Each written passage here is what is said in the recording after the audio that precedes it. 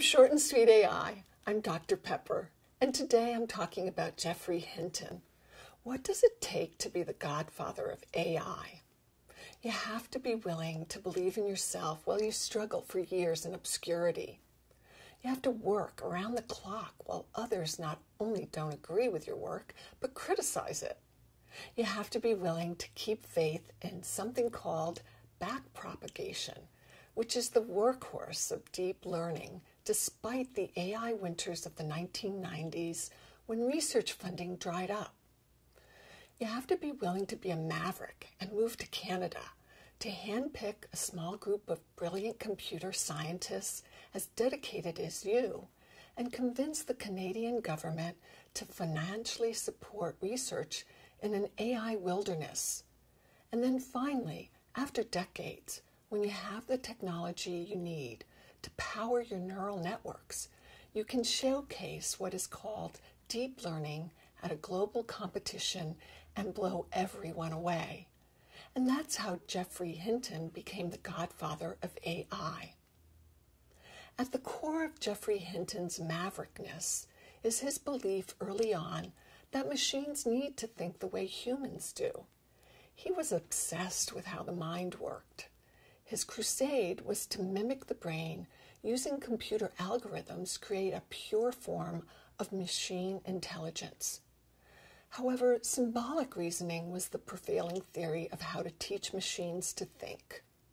Symbolic AI uses facts and rules to train machines to manipulate symbols. Hinton disagreed. Research showed human learning in the brain takes place in numerous layers, with information being processed and passed on to successive layers known as neural networks. I spoke about this in one of my early podcasts. Hinton believed neural networks were a simplified model of how the brain works.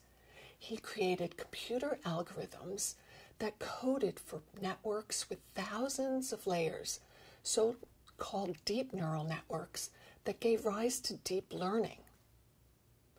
But the AI community turned its back on him. His PhD supervisor regularly told him he was wasting his time, that neural networks wouldn't work. His research papers were given bad reviews, criticized with comments such as, "Hinton's been working on this idea for 7 years and nobody's interested. It's time to move on." His ideas were called completely crazy, but he persevered. By the mid-2000s, things began to change. GPUs, which perform millions of math calculations in milliseconds, gave computers more speed and power. Big data provided the enormous data sets required by neural networks. When these technologies arrived on the scene, Hinton's research accelerated. He and his team built more powerful deep learning algorithms. Finally, in 2012, his group competed in ImageNet, a competition I talked about in my ImageNet podcast. His team's deep learning neural networks outperformed all other algorithms so astonishingly, the validity of his research was finally accepted. In the last decade, students have turned away from traditional machine learning research to work on deep learning, while deep learning applications have exploded at Google, Facebook, Apple, and other internet giants. Hinton continues to be a maverick, working now on a new type of AI called capsule networks. Deep learning requires huge quantities of data to learn.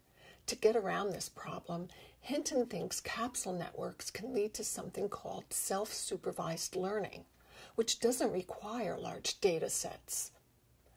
Colleagues now recognize how Geoffrey Hinton pushed forward the frontiers of neural networks and deep learning for 30 years.